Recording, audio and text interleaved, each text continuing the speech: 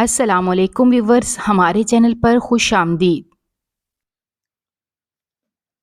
میں نے اپنی زندگی میں یہ بات بھی سوچی نہیں تھی کہ زندگی مجھے کبھی کسی ایسے موڑ پر لے آئے گی۔ میں نے سوچا بھی نہیں تھا کہ میں اپنی زندگی میں کبھی کوئی ایسا فیصلہ بھی لوں گی جو کہ میرے لیے ہی میری زندگی کی سب سے بڑی آزمائش بن جائے گا۔ لیکن حقیقت تو یہی تھی۔ میں سوچ بھی نہیں سکتی تھی کہ یہ فیصلہ مجھے زندگی کے اس دوراہے پر لا کر کھڑا کر دے گا اور میرا سب کچھ مجھ سے چھین لے گا۔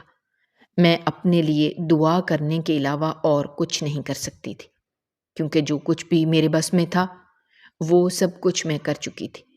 میں نے اپنی طرف سے ہر کوشش کی تھی تاکہ اپنے آپ کو اس مشکل سے آزاد کروا سکوں، لیکن ایسا ممکن نہیں ہوا تھا۔ میں اس میں ناکام رہی تھی۔ مجھے سمجھ نہیں آتی تھی کہ آخر میرا قصور کیا تھا۔ کیا غربت میری سب سے بڑی غلطی تھی، یا پھر کس پر اس قدر جلدی بھروسہ کر لینا میری سب سے بڑی خطا تھی، جس کی سزا میں آج بھگت رہی تھی؟ اور نہ صرف میں بلکہ میرے ساتھ جڑے ہوئے میرے اپنے بھی سزا کو میرے ساتھ کاٹ رہے تھے۔ جو نقصان میرا ہو چکا تھا کوئی بھی اس کی بھرپائی نہیں کر سکتا تھا۔ میری زندگی کا کل اثاثہ، میرے لیے جو سب کچھ تھا، وہ بھی مجھ سے چھن گیا تھا۔ دن بدن حالات برے سے برے ہوتے جا رہے تھے، جبکہ بہتری کا کوئی راستہ دکھائی نہیں دیتا تھا۔ اور اب تو کہیں نہ کہیں میرے ذہن میں یہ بات آنے لگی تھی کہ شاید اب میں کبھی بھی ان ساری مشکلات سے باہر نہیں نکل سکتی، اور میں نے اپنی زندگی کے ساتھ سمجھوتا کرنے کا سوچ لیا تھا، یہ سوچتے ہوئے کہ شاید مجھے ایسی ہی زندگی جینی ہے اور اسی غم کے ساتھ ہی مجھے اپنے آگے کی زندگی کو جینا ہے۔ جو کچھ بھی میری زندگی میں اب تک ہو چکا تھا، ان ساری چیزوں نے میرے اندر اس قدر خوف بھر دیا تھا کہ مجھے چھوٹی چھوٹی چیزوں سے خوف محسوس ہونے لگا تھا، اور میں یہی سوچتی تھی کہ شاید میری یہ اگلی زندگی اسی خوف میں گزرے گی۔ کسی کو میری بات پر بھروسہ نہیں تھا۔ میں جو بھی کہتی تھی کوئی اس بات پر یقین ہی نہیں کرتا تھا، اور یہی چیز مجھے پاگل کر دینے کو تھی۔ کوئی ایسا بھی نہیں تھا جس سے اس کے ساتھ میں اپنا دکھ بانٹ سکتی، جسے اپنا درد بیان کر سکتی، کیونکہ سب لوگوں کو یہی لگتا تھا کہ میں جو کچھ بھی کہہ رہی ہوں وہ سب جھوٹ ہے۔ لیکن کوئی نہیں جانتا تھا کہ جو کچھ بھی میرے ساتھ ہوا تھا وہ سب کچھ حقیقت تھی، اور ایسی بھیانک حقیقت تھی کہ اگر میں کسی کو بھی کچھ بتاتی تو کوئی میری بات پر بھروسہ نہ کرتا، سب لوگ اسے جھٹلا دیتے۔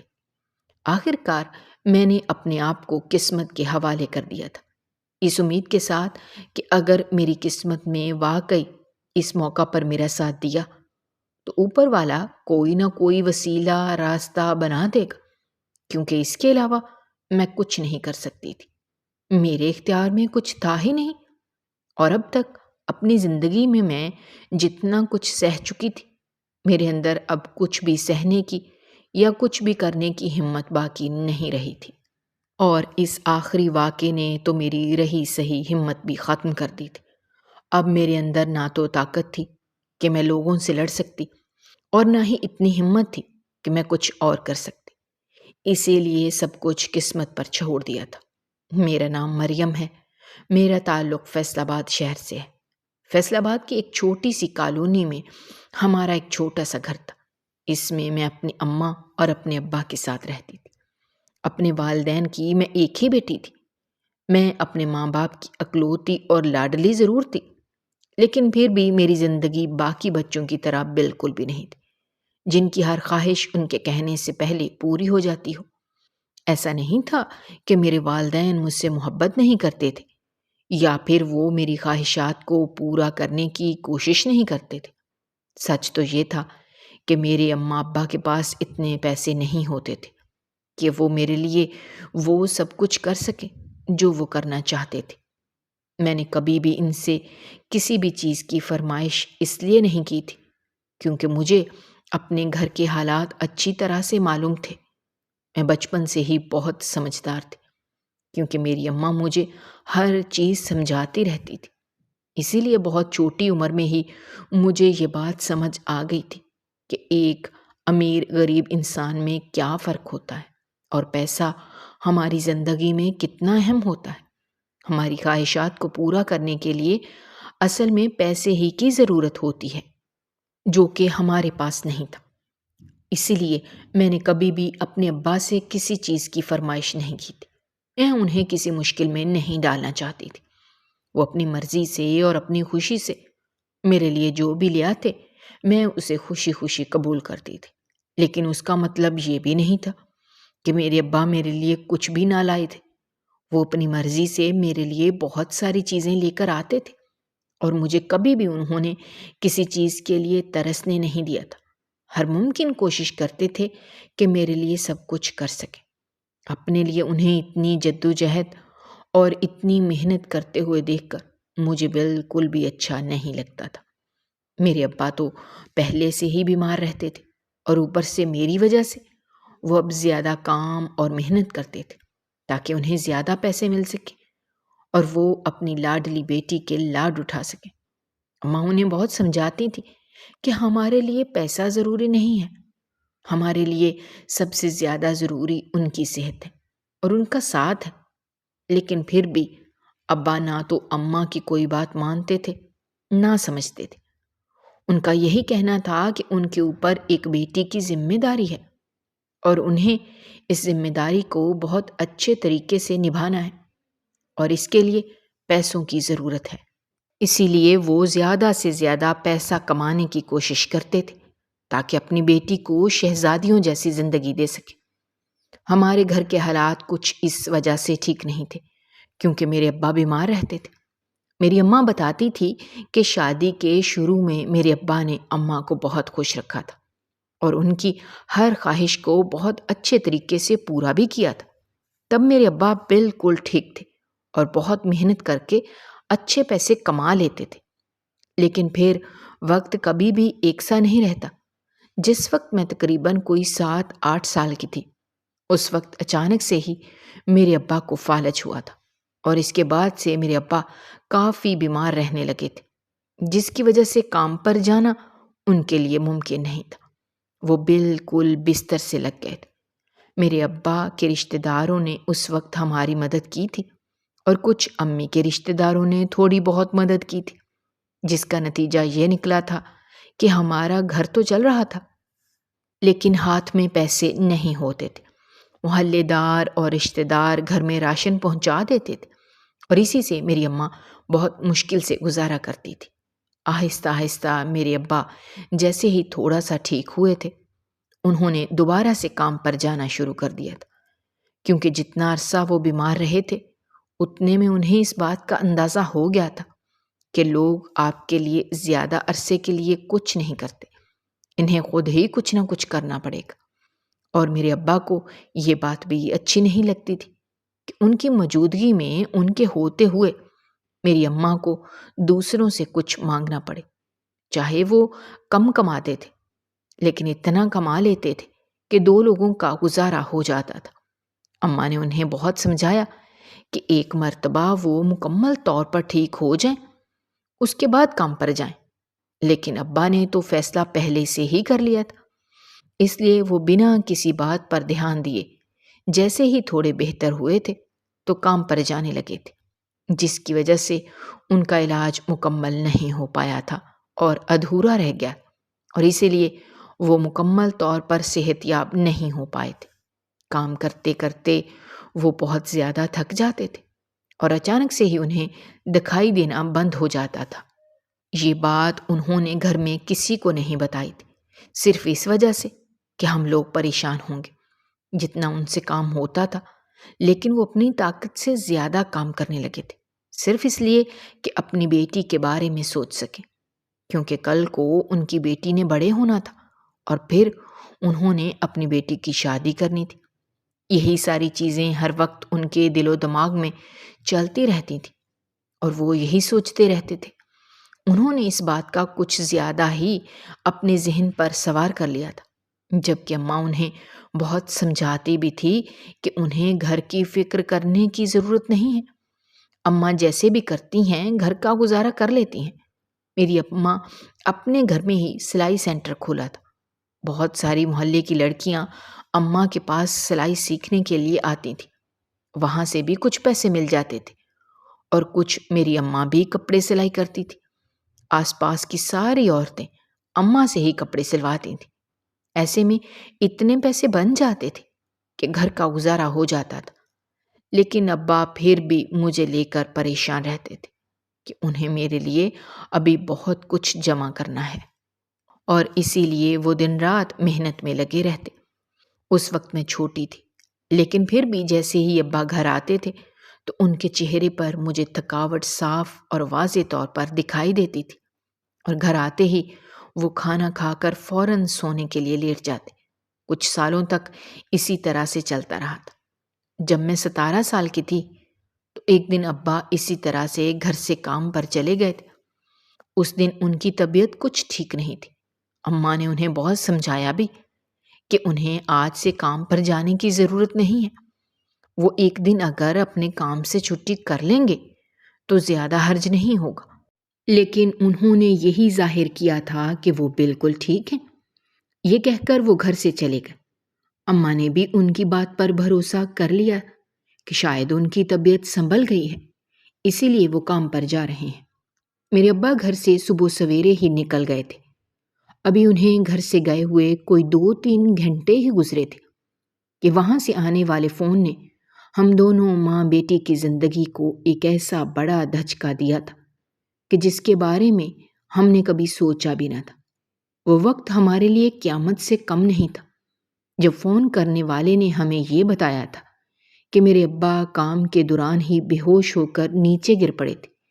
سب لوگوں نے اٹھا کر ہسپتال لے گئے تھے، لیکن ہسپتال پہنچنے سے پہلے ہی میرے ابا اس دنیا کو چھوڑ کر بہت دور چلے گئے تھے۔ ابا کا اس طرح سے چلے جانا ہمارے لیے بہت بڑا صدمہ تھا، کیونکہ میں اور اماں ہم دونوں ہی ابا سے بہت محبت کرتے تھے، اور ان کے علاوہ ہمارا کوئی سہارا بھی نہ تھا۔ لیکن جانے والے کو کون روک سکتا ہے؟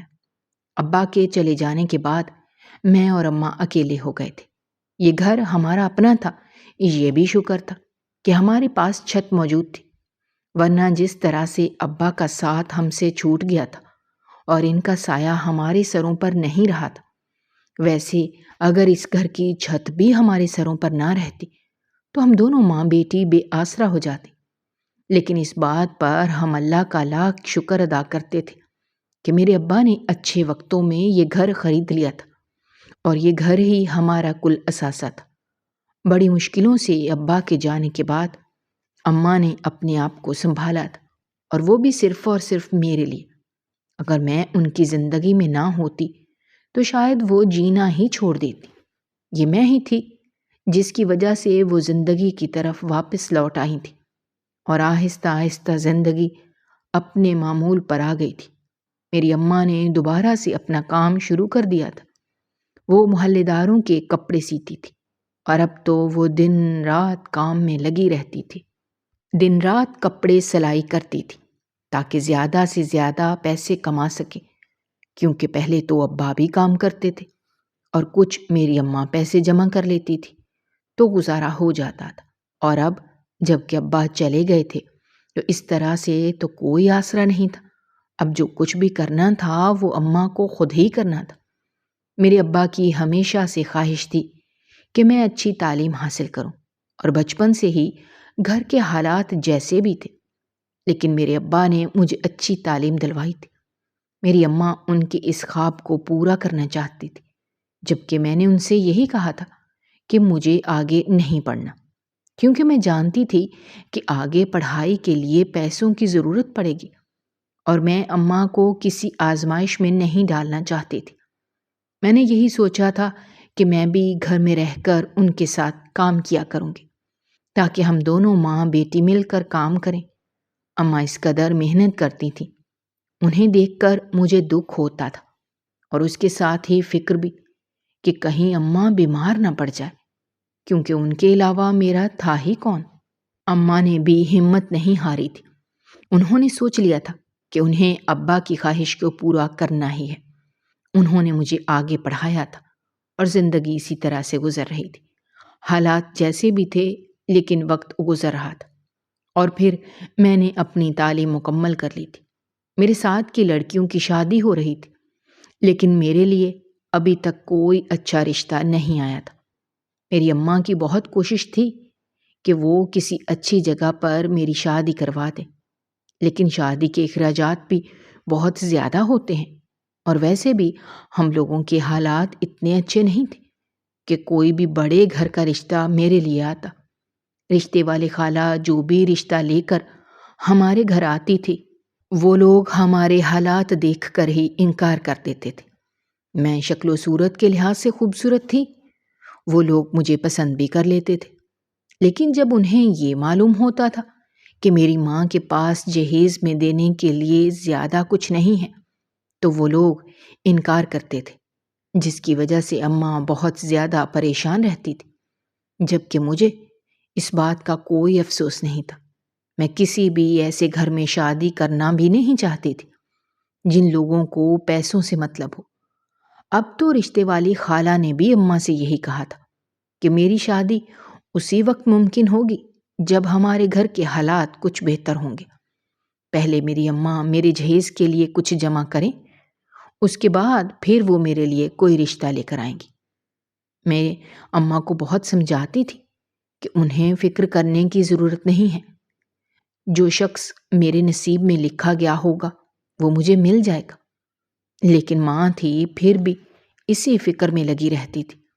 اب جب کہ غربت کی وجہ سے میری شادی تو ہو نہیں رہی تھی، ایسے میں پڑھ لکھ کر گھر میں بیٹھ کر اپنی پڑھائی اور اپنی اماں ابا کا پیسہ ضائع نہیں کر سکتی تھی۔ اسی لیے میں نے سوچا تھا کہ کیوں نہ میں کسی اسکول میں کوئی چھوٹی موٹی نوکری تلاش کر لوں، اور کچھ نہ صحیح تو اپنے جہیز کے لیے کچھ جمع کر لوں گی تاکہ میری اماں کی خواہش پوری ہو سکے، ورنہ مجھے تو شادی میں کوئی دلچسپی ہی نہیں رہی تھی۔ میں نے فیصلہ کر لیا تھا کہ میں کسی قریبی اسکول میں پڑھانے لگوں گی، اسے چند پیسے تو آئیں گے ہی۔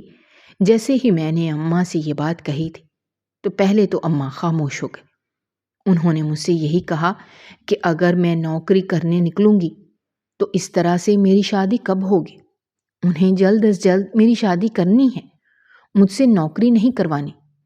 بڑی مشکلوں سے میں نے انہیں اس بات پر راضی کیا تھا کہ جب تک میری شادی نہیں ہو جاتی تب تک وہ مجھے نوکری کرنے کی اجازت دے دیں، اور جیسے ہی کوئی اچھا رشتہ ملے گا، جیسے ان کی خوشی ہوگی میں ویسے ہی کروں گی۔ مجھے ان کی کسی بات پر اعتراض نہیں ہے۔ کچھ اماں اس وجہ سے بھی پریشان تھی کہ کیونکہ ابا ہمارے ساتھ نہیں تھے، ایسے میں وہ مجھے کسی ایسی جگہ نہیں بھیجنا چاہتی تھی جس کے بارے میں مجھے پہلے سے کچھ معلوم نہ ہو۔ لیکن آخر کار میں نے اماں کو اس بات پر راضی کر لیا تھا، لیکن وہ بھی صرف اس شرط پر راضی ہوئی تھیں کہ میں قریب میں ہی کسی محلے کے اسکول میں پڑھاؤں گی تاکہ جلدی گھر واپس آ جایا کروں، اور وہ خود مجھے اسکول تک چھوڑ کر آیا کریں گی اور واپس بھی خود لایا کریں گی۔ ایسا نہیں تھا کہ انہیں مجھ پر بھروسہ نہیں تھا، بلکہ وہ باہر کی دنیا سے اور لوگوں سے اچھی طرح سے واقف تھی، اور میں ہی تو ان کا کل اثاثہ تھی۔ اسی لیے وہ میرے معاملے میں کچھ زیادہ ہی محتاط ہو گئی تھی جب سے ابا گئے تھے، کیونکہ سب لوگ یہ بات جانتے تھے کہ میرے سر پر نہ تو باپ کا سایہ ہے اور نہ بھائیوں کا ہاتھ ہے، اسی لیے کوئی بھی مجھے پریشان کرنے کی ہمت کر سکتا تھا، یہ سوچتے ہوئے کہ انہیں کون روکے گا۔ یہی وجہ تھی کہ اماں مجھے زیادہ کہیں جانے کی اجازت نہیں دیتی تھی اور جلد از جلد میری شادی کر دینا چاہتی تھی تاکہ خیر و عافیت سے وہ اپنا فرض ادا کرے۔ لیکن حالات ہی ایسے تھے کہ کہیں پر بھی اچھا رشتہ نہیں ملا تھا، اور پھر اماں کے کہنے پر میں نے محلے کے قریبی اسکول میں ہی نوکری کے لیے کوشش کی تھی، اور مجھے جلد ہی نوکری مل گئی تھی کیونکہ میں نے اچھی تعلیم حاصل کی ہوئی تھی۔ وہ لوگ مجھے تنخواہ بھی اچھی دینے پر راضی تھے۔ میں بہت خوش تھی کہ میری پڑھائی میرے کام آنے لگی تھی۔ اس طرح سے میں نے قریبی محلے کے ایک اسکول میں پڑھانا شروع کر دیا، کیونکہ غربت کی وجہ سے شادی تو میری ہو نہیں رہی تھی اور میں خاموشی سے ہاتھ پر ہاتھ رکھ کر گھر نہیں بیٹھ سکتی تھی۔ مجھے اپنی ماں کے ساتھ مل کر ان کا بوجھ کم کرنا تھا۔ مجھے اسکول میں جاتے ہوئے کچھ ہی وقت گزرا تھا جب وہاں کی ایک ٹیچر سے میری بہت اچھی دوستی ہو گئی۔ وہ لڑکی بہت ہی خوبصورت اور اچھی تھی، اسی لیے میری اس کے ساتھ بہت اچھی دوستی ہو گئی تھی۔ لیکن وہ لڑکی شادی شدہ تھی، یہ بات اس نے خود مجھے بتائی تھی، جبکہ وہ یہ بات بھی جانتی تھی کہ میری شادی نہیں ہوئی، اور اس کے پیچھے وجہ ہماری غربت ہے، ہمارے گھر کے حالات ہیں۔ اسی لیے وہ مجھ سے یہی کہتی تھی کہ وہ میرے لیے بہت دعا کرتی ہے، ایک نہ ایک دن میرے نصیب کھل جائیں گے اور سب کچھ ٹھیک ہو جائے گا۔ مجھے وہاں جاتے ہوئے ابھی تقریباً کوئی 2 مہینے ہی گزرے تھے، اور اس لڑکی سے بھی میری اچھی خاصی دوستی ہو گئی تھی۔ اماں بھی اسے اب تو جاننے لگی تھی، جب ایک دن اس نے ایسی بات کہی جسے سن کر میرے پیروں کے نیچے سے زمین نکل گئی۔ جب وہ مجھ سے یہ کہنے لگی کہ تم میرے شوہر سے شادی کر لو، میں اس کی بات سن کر بہت حیران تھی کہ کیا وہ لڑکی پاگل تھی جو اپنے شوہر سے میری شادی کروانا چاہتی تھی؟ لیکن میں کبھی بھی اس کے لیے ہاں نہ کرتی۔ لیکن پھر میری دوست نے جب مجھے اگلی بات بتائی تو میں خاموش ہو گئی۔ اس نے مجھے بتایا کہ ان کی شادی کو 7 سال گزر گئے ہیں، اور 7 سالوں سے وہ بے اولاد ہے، جبکہ اس کے شوہر کو بچے بہت پسند ہیں۔ اب تک تو وہ انتظار میں تھی کہ شاید اس کی دعا سن لی جائے، لیکن اب اس کے مکمل یقین ہو گیا کہ وہ اپنے شوہر کو اولاد کی خوشی نہیں دے سکتی، اسی لیے وہ اس کی دوسری شادی کروانا چاہتی ہے تاکہ اس کی اس خواہش کو پورا کر سکے۔ اور اس نے مجھ سے یہ بات اس لیے کہی تھی کیونکہ میں اس کی بہت اچھی سہیلی ہوں۔ میرے ساتھ وقت گزار کر اسے اندازہ ہوا ہے کہ میں باقی لڑکیوں کی طرح بالکل نہیں ہوں۔ وہ کسی ایسی ہی لڑکی سے اپنے شوہر کی شادی کروانا چاہتی تھی جس کے ساتھ اس کی اپنی بھی اچھی دوستی ہو، تاکہ بعد میں وہ دونوں مل کر ایک ہی گھر میں بہنوں کی طرح رہ سکیں۔ اس نے مجھے سوچنے کے لیے وقت دیا تھا، اور اس کے ساتھ ہی اس نے مجھ سے یہ بھی کہا کہ جو بھی بچہ ہوگا ہم دونوں مل کر اسے پالیں گے، جبکہ اس کا شوہر ایک امیر آدمی تھا۔ ان کے گھر میں پیسے کی بھی کوئی کمی نہ تھی، اور یہ نوکری تو وہ صرف اپنے شوق کے لیے، اپنا دل بہلانے کے لیے کرتی تھی، کیونکہ اس کا شوہر اپنے کام پر چلا جاتا تھا، اور گھر میں اس کے کوئی تھا نہیں، نہ ہی ساس سسر تھے، اسی لیے وہ گھر میں اکیلی ہوتی تھی۔ بچوں کے ساتھ دل بہلانے کے لیے وہ اسکول میں نوکری کرنے لگی تھی۔ یہ اس کی زندگی کی کہانی تھی جو اس نے کھل کر مجھے بتا دی۔ میں سوچ میں پڑ گئی تھی کہ مجھے کیا کرنا چاہیے، اور پھر میں یہ سوچ کر مان گئی تھی کہ میرے لیے بھی تو کوئی اچھا رشتہ نہیں آ رہا تھا۔ جو بھی آتا تھا یہ دیکھ کر انکار کر دیتا کہ ہمارے گھر سے انہیں جہیز کے نام پر کچھ نہیں ملے گا، جبکہ میری سہیلی نے مجھ سے یہی کہا تھا کہ اس کے گھر میں کسی چیز کی کوئی کمی نہیں ہے، اور میں بالکل بھی فکر نہ کروں، ہمیں جہیز کی فکر کرنے کی ضرورت نہیں ہے، وہ سب کچھ خود تیار کروا لے گی، اور جہاں تک کہ شادی کے اخراجات ہیں وہ سارے بھی وہ خود اٹھا لے گی، اور سارے انتظامات وہ خود کریں گے، ہمیں کسی بھی چیز کی پریشانی نہیں ہوگی، اور نہ ہی ہمیں کسی چیز کی فکر کرنے کی ضرورت ہوگی۔ یہ بات سنتے ہی میں نے خوشی خوشی ہاں کر دی تھی، کیونکہ میری اماں میری شادی کروانا چاہتی تھی۔ وہ چاہتی تھی کہ میں اپنے گھر کی ہو جاؤں، لیکن جس طرح کے حالات تھے ایسے میں یہ سب کچھ ہوتا مشکل دکھائی دیتا تھا، لیکن میں اپنی ماں کو مطمئن اور پرسکون دیکھنا چاہتی تھی، اسی لیے میں نے اپنی دوست کو ہاں کر دی تھی کہ میں اس کے شوہر سے شادی کرنے کے لیے تیار ہوں، کیونکہ اس طرح سے شادی کے اخراجات کا بوجھ اماں کے اوپر بالکل نہ پڑتا اور ان کا فرض بھی ادا ہو جاتا۔ لیکن میں جانتی تھی کہ اماں اس بات کے لیے جلدی راضی نہیں ہوں گی، لیکن مجھے کچھ بھی کر کے انہیں اس بات پر راضی کرنا ہی تھا۔ میری ہاں کرنے کی دیر تھی جب میری دوست بہت خوش ہوئی تھی، اور اس نے مجھ سے وعدہ کیا تھا کہ اس گھر میں مجھے کبھی کسی چیز کو لے کر پریشانی نہیں ہوگی۔ وہ جس طرح اب میرے ساتھ بہنوں کی طرح رہتی ہے، بعد میں بھی ہم دونوں اسی طرح سے بہنوں کی طرح رہیں گے۔ میں مان گئی تھی۔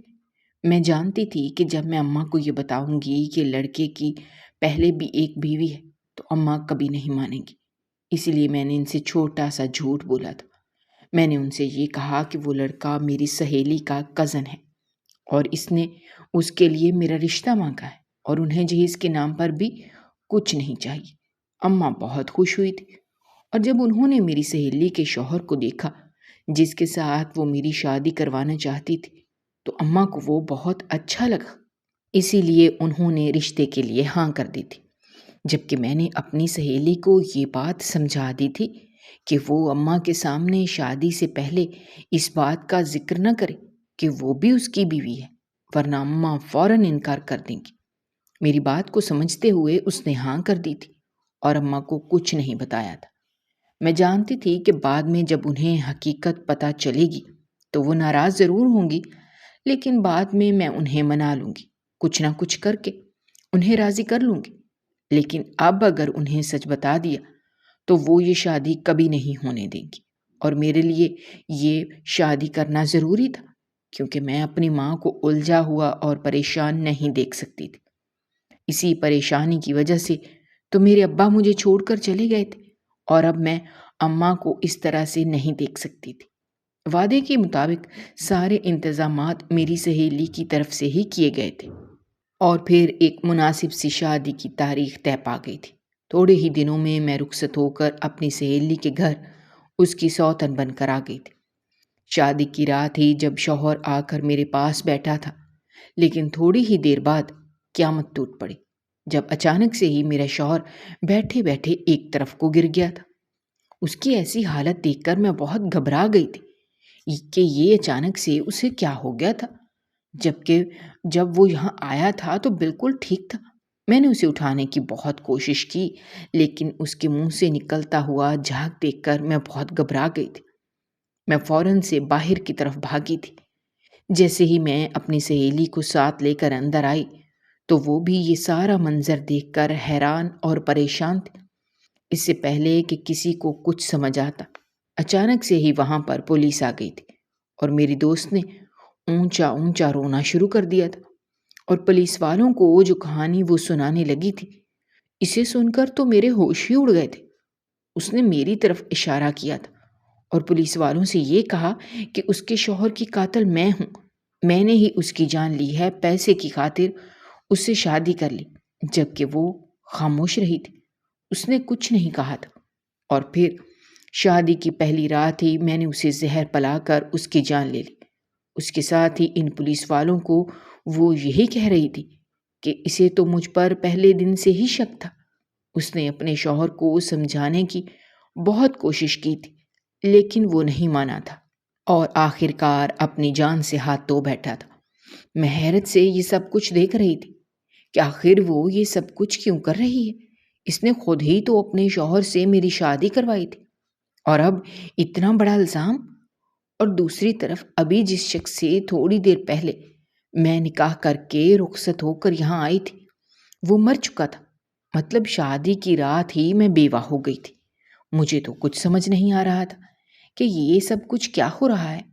پولیس نے مجھے گرفتار کیا تھا اور مجھے اپنے ساتھ لے گئی تھی۔ اس اندھیرے کمرے میں بیٹھ کر میں یہی سوچ رہی تھی کہ میں نے جو اپنی زندگی کو بدلنے کے لیے ایک چھوٹا سا قدم اٹھایا تھا، آج وہ قدم مجھے کس مقام پر لے آیا تھا۔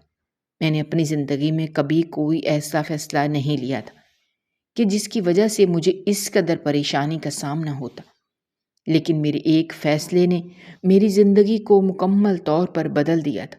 میں کہاں سے کہاں پہنچ گئی تھی، اور اگر اماں کو اس بات کا پتہ چلتا تھا تو کیا ہوتا۔ مجھے اپنی فکر نہیں تھی، مجھے صرف اور صرف اپنی ساتھ جڑی اپنی ماں کی فکر تھی کہ وہ اس صدمے کو کیسے برداشت کر پائے گی، جس بیٹی کو وہ دنیا والوں سے بچا بچا کر رکھتی تھی۔ آج اس کے اوپر اتنا بڑا الزام تھا، اس نے اپنے شوہر کی جان لی ہے، جبکہ یہ سب کچھ جھوٹ تھا۔